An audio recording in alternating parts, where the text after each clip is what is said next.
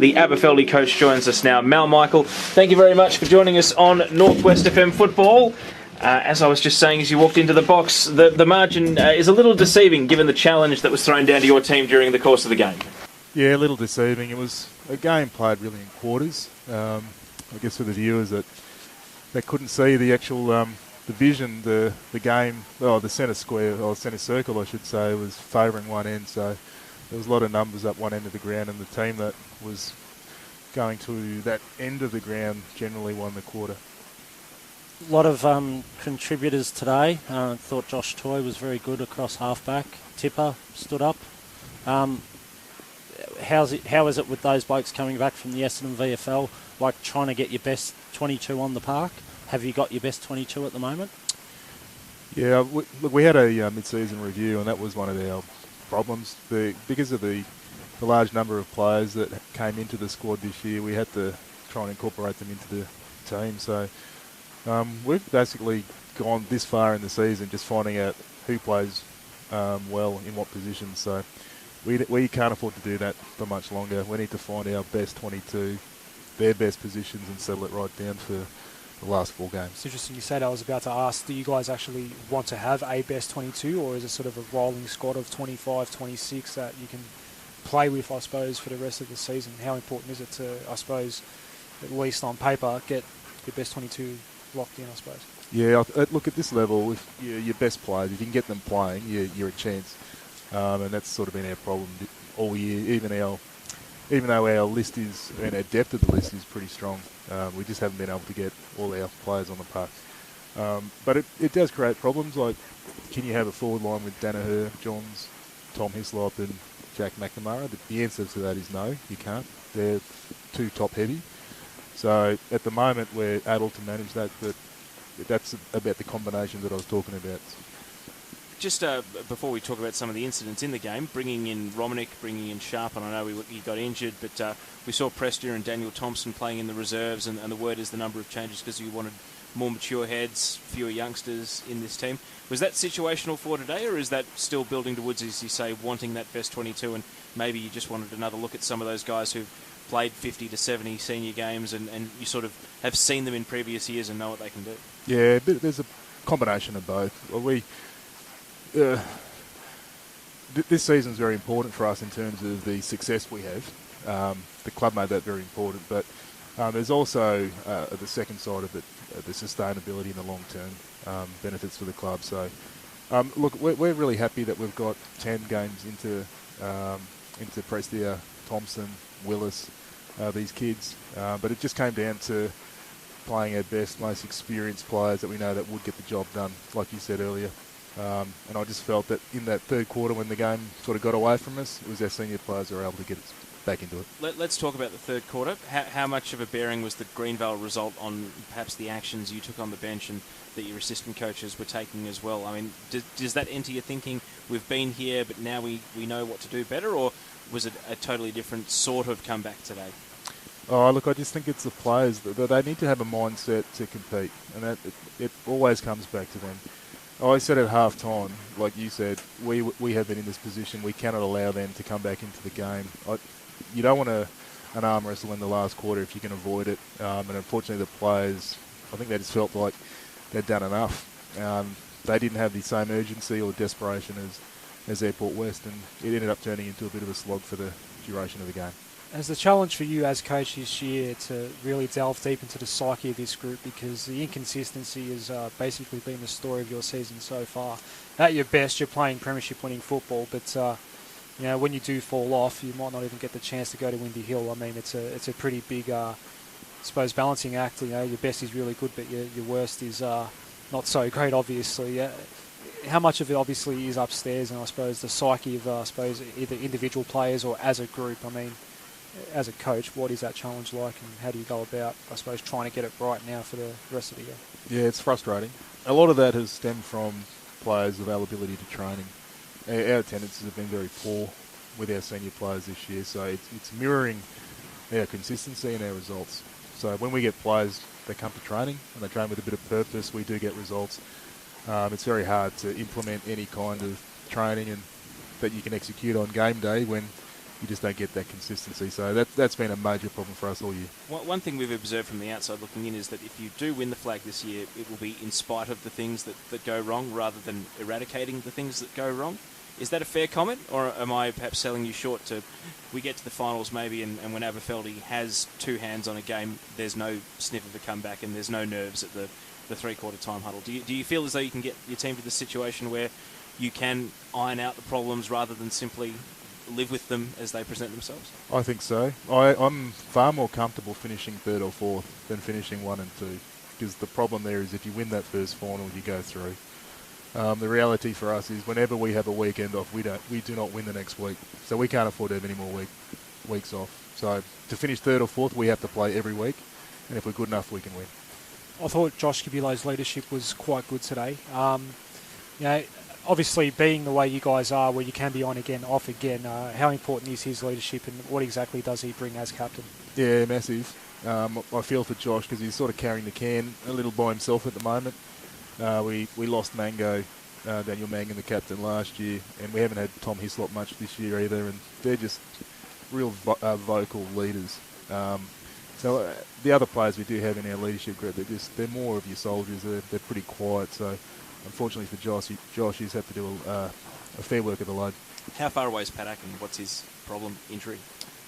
No, Paddock's overseas, enjoying himself at Tomorrowland. So he's not injured. Is he going to get his spot in the best 22 back for taking a holiday at this time of year? Yeah, it's a bit careless of him to do that, but you would think that he would be in our best 22. Especially given the way he dominated against Avondale Heights. Has caught us by surprise that he's not in the text. Disappointing, and that'll be up to Wayne to wrestle his way back in. Adrian? Mark Blake in the centre. Obviously AFL ruckman. Interesting, he took him off late in the first quarter, and Airport West sort of got on top. Does he play the 4 quarters just 100% of game time? Is that what you want from him? He's fit. He'd be fit enough to do that easily, but he's a big starting point for you, and he was good today around the ground as well. He is. He's exactly what we needed in the off season, and he was our number 1 target.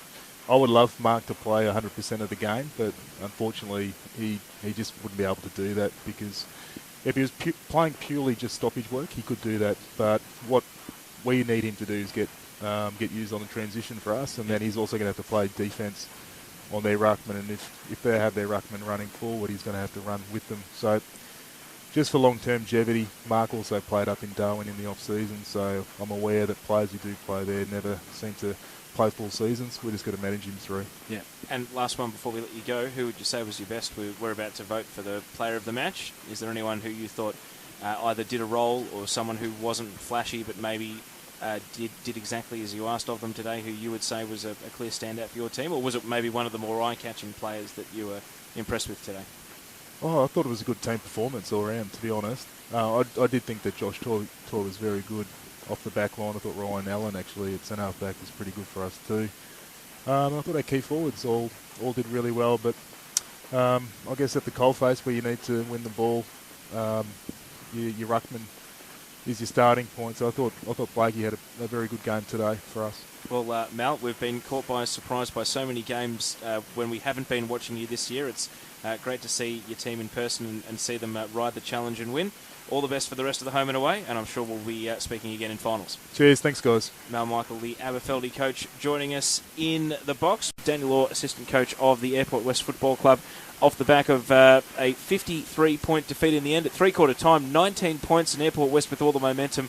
I guess, Daniel, what happened in the last quarter?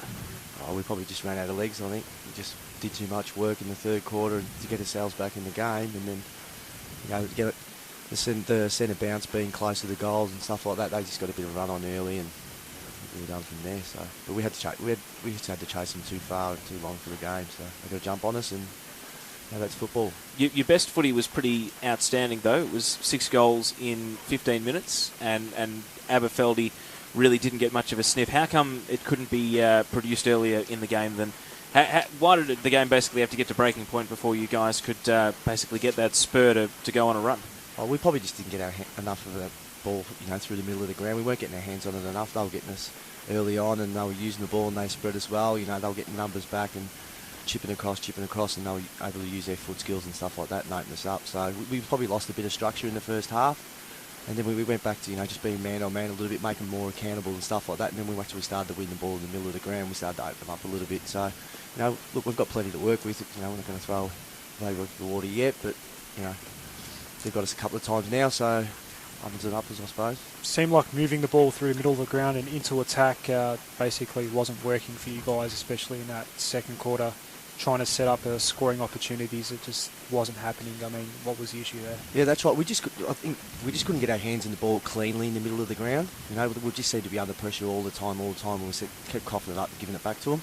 You know, we couldn't get any clear run from Urquhart and Harris and guys like that. Where in the third quarter, they got their hands on the ball and got into some space and stuff, and, you know, we started to use our forwards, and that's where we started to get some scoring opportunities. But, you know, they're a good team. They got knocked off last week by a side that's a bit low, but they're a good quality opposition, you know. So, you know, they might probably got a break during the week, and they were up and about, and they set themselves for the game, and, you know, they got us earlier. Once they got off to a good start, you know, we'll sort of chase the tail for the rest of the game. But, you know, that third quarter is a good sign. You know, we can match it with them, but we just got to be there from the start of the game, that's all. Yeah, they were getting the numbers back, you know, a lot of 2-on-1 contests, and your on-ballers weren't running hard enough. What changed at half-time? We heard Contessa had said, we're still in this, yeah, we can go, yeah. And you did, you went, yeah. But the first two quarters they just controlled the game and your players just didn't respond. Yeah, we probably lost a bit of structure. We spoke to the midfielders about working back, and they probably got back too far, and then our forwards got up too far, which allowed them, you know, space behind the ball. And they use the ball real well. They get it in their good users' hands and stuff like that. And once they start going wide and they spread, you know, then they found some space. Then we went to roll up, and then they were getting over the back of us.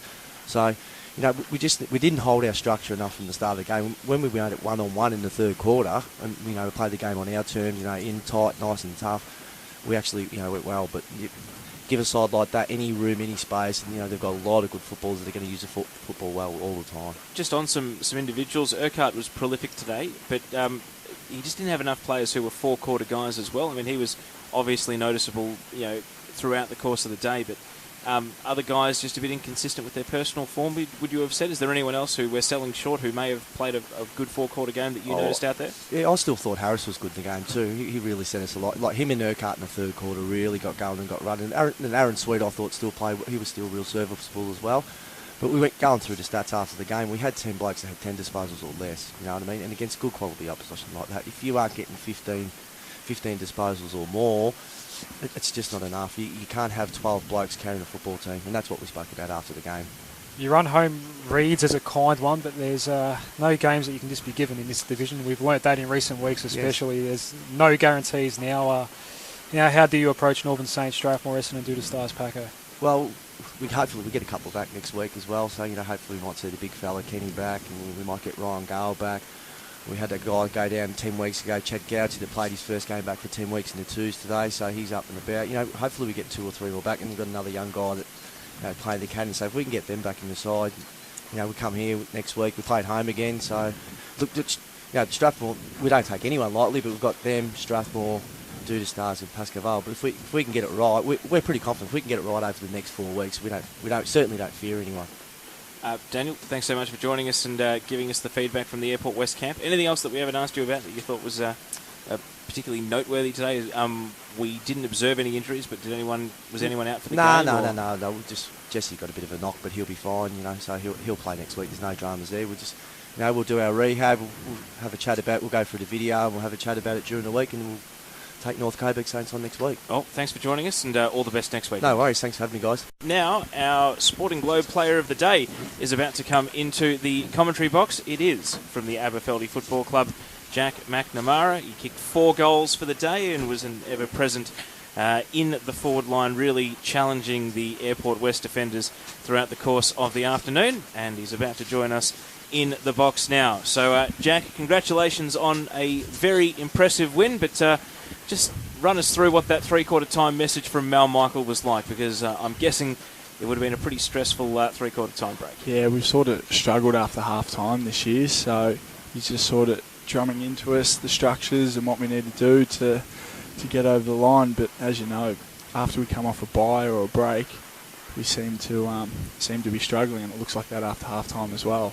So, yeah. But it's good to see in the last quarter we stuck fat and got the job done, so it was nice. Out there on the field in the third quarter as Airport West were coming back, we saw one passage of play where your defenders were being all waved back, your attackers, were being all waved back behind the ball by Hislop. And who are some of the loud voices that say to the rest of the team, hey, don't let this slip, we've got the game, we've got the margin, don't let this come back, keep going? Well, as you said, having Tommy back with his experience at AFL level and stuff like that, he's awesome to have out there, great leadership. And also Johnsy, who's usually a big name out there, plenty of voice from him, so he's a great leader. And also you can't go past Cubby, our skipper, he's a really good leader. So they pretty much just said we needed to lock on, shut up shop, because they kicked about 3 or 4 goals in a row there, as you know. So yeah, we just needed to man up and lock on. 4 goals today, and it looked like you were marking everything. It seemed like you were having a pretty good day out there. What exactly is your role, though? Because you did push up the ground a little bit at certain stages. We saw you float around half-back and around the wings a couple of times as well. So what is it exactly that Mal Michael's asking of you every week? Well, pre-game we said Sammy Boyd, how good he is. We just wanted to drag him deep to the goal square. So whoever got that match up just tried to push him deep because we felt that he was going to be a little more vulnerable down there compared to McDonald, I think it is, and a couple of the other boys. So we'd just like to rotate. There's plenty of movement in the forward line and sort of confuse them a little. So wherever we need to go, we can sort of play. But yeah, as you know, having Tommy back, he's grouse. He's hard to match up on, being 6'1", 6'2", tall or small. We don't know who to put on him. So yeah, it was good like that. And the list that you've got, we saw your best today. Yeah, well, they said this is the most experienced side we've put on the park all year, so it was good. We usually, Mel said on Thursday night, we usually play a lot of kids and younger blokes, but youngest blokes out there today was 2 other 20-year-olds and myself, so all the other blokes have got plenty of experience, which is good. It's what we needed. No Darcy Danaher out there today. You've played alongside Johns. Ryan Allen can play forward or back. What is the best combination, do you think? I mean, is there a teammate who you like playing alongside because it allows you to get freed up, or is there someone who you play alongside which, when they go into the forward line, they tend to get freed up? Is there a combination you think's your strongest one? Oh, I love playing with Johnsy just because he's a good voice out there. He always gets me up. He knows how to communicate and get all the other boys up, and plus he's such a big man as well. You need to be putting your best defender on him, which is sort of good for the other blokes. So it obviously frees up the other 2 who are down there. Your own form. I mean, you've been consistent this year. I mean, you've obviously already won a premiership as a teenager. You've played Amo's footy and come back to the EDFL. Where are you at with your footy? Like, what's the aim for you week in, week out from here? Well, obviously consistency is the key. I struggled at the start of the year, but I identified I wasn't doing the extras, I wasn't going to the gym and stuff like that, just the little things that all count.